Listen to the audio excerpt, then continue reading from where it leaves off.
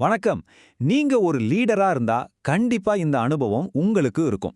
நாம ரொம்ப நம்பின ஒரு வியூகம், ஒரு பிளான் ஃபெயில் ஆகுறது. எவ்வளவு சூப்பரா திட்டமிட்டாலும் சில சமயமெல்லாம் தலைகீழா மாறிடும். இன்னைக்கு அந்த தோல்விகளை கண்டு துவண்டு போகாம அதையே எப்படி நம்ம அடுத்த வெற்றிக்கு ஒரு எரிபொருளா மாத்துறதுன்னு தான் பார்க்க போறோம். இத கொஞ்சம் யோசிச்சு பாருங்களேன். சூப்பரான டீம், பிரமாதமான ஐடியா, போதுமான அளவுக்கு பணம் எல்லாம் இருந்தும் கூட ஏன் இத்தனை பிளான் சொதப்புது? இதற்கான காரணங்களை தான் நாம இப்போ தோண்டி துருவி பார்க்க போறோம். இங்க தான் ஒரு முக்கியமான விஷயம் இருக்கு. ஒரு திட்டம் வெற்றி பெறாதது பெரிய தோல்வியே இல்ல. ஆனா அந்த தோல்வியில இருந்து நாம எதையுமே கத்துக்காம அடுத்த வேலைக்கு போறோம் பாருங்க, அதுதான் உண்மையான தோல்வி. ஒவ்வொரு தோல்வியும் நமக்கு ஏதாவது சொல்லிக் கொடுக்க வந்த ஒரு வாய்ப்பு. இதைத்தான் நாம வியூக பிரேத பரிசோதனை, அதாவது ஸ்ட்ராட்டஜி ஆட்டோப்சின்னு சொல்றோம். என்ன தப்பு நடந்துச்சுன்னு கரெக்டா கண்டுபிடிச்சு அதுல இருந்து பாடம் கத்துக்கிறது. இப்போ நாம இந்த அனாலிசிஸோட இதய பகுதிக்கே வந்தாச்சு. இது ஒரு டிடெக்டிவ் கைடு மாதிரி நினைச்சுக்கோங்க.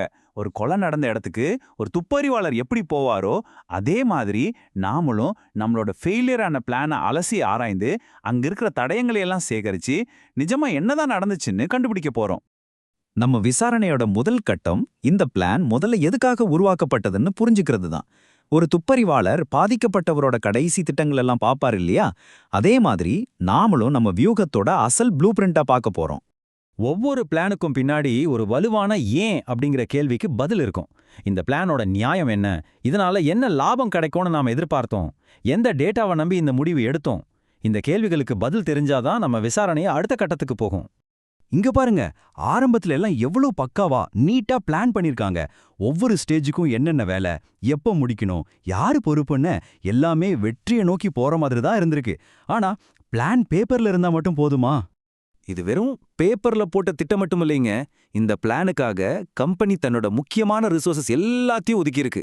பணம், ஆட்கள், டெக்னாலஜின்னு எல்லாமே இந்த முயற்சிக்கு சப்போர்ட்டா இருந்திருக்கு.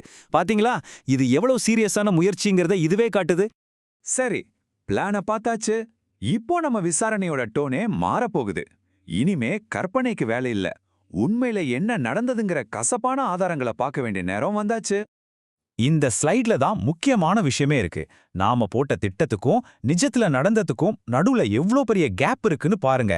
எந்த பிரச்சனையும் இல்லாம போகும்னு நினைச்ச பயணத்துல கம்யூனிகேஷன் பிரச்சனை, தாமதம்னு ஏகப்பட்ட விரிசல்கள். இங்க தான் எல்லாம் தடம் போறல ஆரம்பிச்சிருக்கு. சில சமயம் வார்த்தைகளை விட நம்பர்ஸ் ரொம்ப பவர்ஃபுல்லா பேசும். இந்த சார்ட் அதை தான் தெளிவா காட்டுது.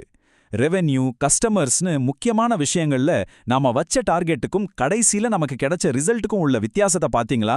இதுதான் தோல்விக்கான அசைக்க முடியாத ஆதாரம். இப்பதான் உண்மையான டிடெக்டிவ் வேலையே ஆரம்பிக்குது. நாம இப்போ ஆதாரங்களை அலசி ஆராய்ந்து மறைஞ்சிருக்கிற தடயங்களை கண்டுபிடிக்க போறோம். பாருங்க, எந்த ஒரு தோல்வியும் ஒரே நாள்ல நடந்துராது. அதுக்கான அறிகுறிகள் கண்டிப்பா அதுக்கு முன்னாடியே இருந்திருக்கும். இத பார்க்கும்போது கொஞ்சம் ஆச்சரியமா இருக்குல்ல? தோல்வி கன்ஃபார்ம் ஆகிறதுக்கு முன்னாடியே பிரச்சனைகளுக்கான அறிகுறிகள் அங்கங்க இருந்திருக்கு. டீம்ல இருந்து ஒரு முக்கியமான ஆள் போனது, நம்ம காம்படிட்டர் திடீர்னு ஒரு ப்ராடக்ட் லான்ச் பண்ணது, யூசர்ஸ் கிட்ட இருந்து வந்த நெகட்டிவ் சிக்னல்ஸ், இதெல்லாமே அப்போ நம்ம கண்ணுக்கு தெரியாத எச்சரிக்கை மணிகள். ஒரு துப்பறிவாளர் தன்னோட நோட்புக்ல கிடைச்ச க்ளூஸ் எல்லாத்தையும் வகைப்படுத்துவார் இல்லையா? அதே மாதிரி நாமளும் கண்டுபிடிச்ச விஷயங்களை இங்க லிஸ்ட் பண்றோம். கம்பெனிக்குள்ளேயே வந்த பிரச்சனைகள், மார்க்கெட்ல நடந்த மாற்றங்கள், டீம்களுக்குள்ளேயே இருந்த குழப்பங்கள், கஸ்டமர்ஸ் சொன்ன ஃபீட்பேக்குன்னு இந்த சிக்கலான சூழ்நிலையை புரிஞ்சிக்க இது ரொம்ப உதவியா இருக்கு. எல்லா ஆதாரங்களையும் தடயங்களையும் பார்த்தாச்சு. இப்போ தீர்ப்பு சொல்ற நேரம். தோல்விக்கு என்ன காரணம், அதை விட முக்கியமா இனிமே என்ன செய்யணும்ன்ற முடிவு பண்ண போறோம். சோ இங்க நாம புரிஞ்சுக்க வேண்டிய முக்கியமான பாயிண்ட் இதுதான். எந்த ஒரு தோல்விக்கும் ஒரே ஒரு காரணம் மட்டும் இருக்காது. பிளான்ல இருந்த தப்பு, அதை செயல்படுத்தின விதத்துல இருந்த பிரச்சனை, வெளியிருந்து வந்த எதிர்பாராத தாக்கங்கள்னு பல விஷயங்கள் ஒன்னு சேர்ந்து தான் இந்த தோல்விக்கு காரணமா இருந்திருக்கு. இந்த மூல காரணத்தை தெளிவா புரிஞ்சுக்கிட்டாதான் திரும்பவும் இதே தப்ப செய்யாம இருக்க முடியும். நாம கத்துக்கிட்ட பாடங்கள் எல்லாம் வெறும் பேச்சோட நின்னுடக்கூடாது. அவற்றை உறுதியான செயல்களா மாத்தணும்.